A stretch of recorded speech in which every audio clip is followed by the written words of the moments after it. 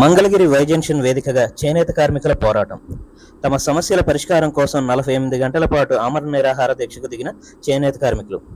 ఈ పోరాటానికి భారత కమ్యూనిస్టు పార్టీ రాష్ట్ర సమితి మద్దతును, సంఘీభావాన్ని ప్రకటించింది. ఈ దీక్షా శిబిరాన్ని సందర్శించిన సిపిఐ రాష్ట్ర కార్యదర్శి గుజ్జుల ఈశ్వరయ్య గారు ప్రభుత్వంపై నిప్పులు చెరిగారు. అధికారంలోకి రావడానికి చేనేత కార్మికులకు అంతులేని హామీలు ఇచ్చిన పాలకులు ఇప్పుడు వారి సమస్యలను గాలికి వదిలేశారని విమర్శించారు.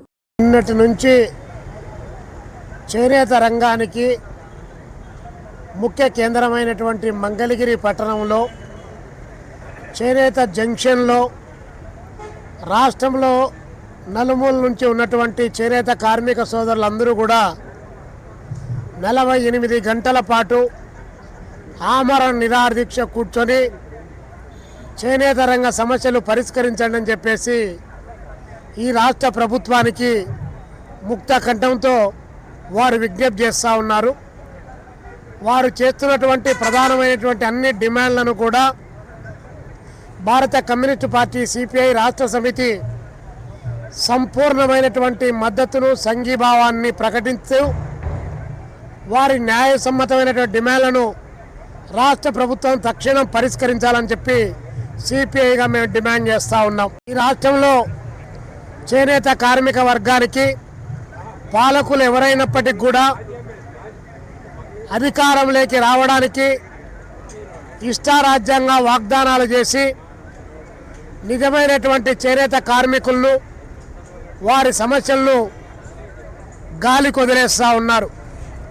అందులో ప్రధానంగా ఈ రాష్ట్రంలో దాదాపు 70,000 పైచిలకు చేనేత కార్మికులు కనీసం నెలకు 5,000 రూపాయలు కూడా ఆదాయం రానటువంటి పద్ధతుల్లో తిని తినక సాగు బతుకుల మధ్య కొట్టుమిట్టాడుతూ ఉన్నారు. ఇంకొక వైపునేమో సమాన పనికి సమాన వేతనం 26,000 రూపాయలు కావాలని చెప్పి ఒకవైపున సుప్రీంకోర్టు, మరొక వైపున పార్లమెంట్లు ఘోషిస్తూ ఉన్నాయి. మేము అధికారంలోకి వస్తే మేము చాలా పెద్ద ఎత్తున చేస్తామని ఒక ఆయన, మేము అధికారంలోకి వస్తే అసలు చేనేత కార్మికుల యొక్క ఆత్మహత్యలే ఉండవని చెప్పి మరొక ఆయన వాగ్దానాలు పోటీపడి చేశారు. కానీ ఆత్మహత్యల పరంపర ఏమైనా ఆగిందా? దాన్ని నివారించడానికి మీరు ఎక్స్గ్రేషియా ప్రకటించారు. కనీసం ఆ ఎక్స్గ్రేషియా అయినా కూడా చనిపోయినటువంటి కుటుంబాలకు అందిస్తున్నారంటే ఏమీ లేదు.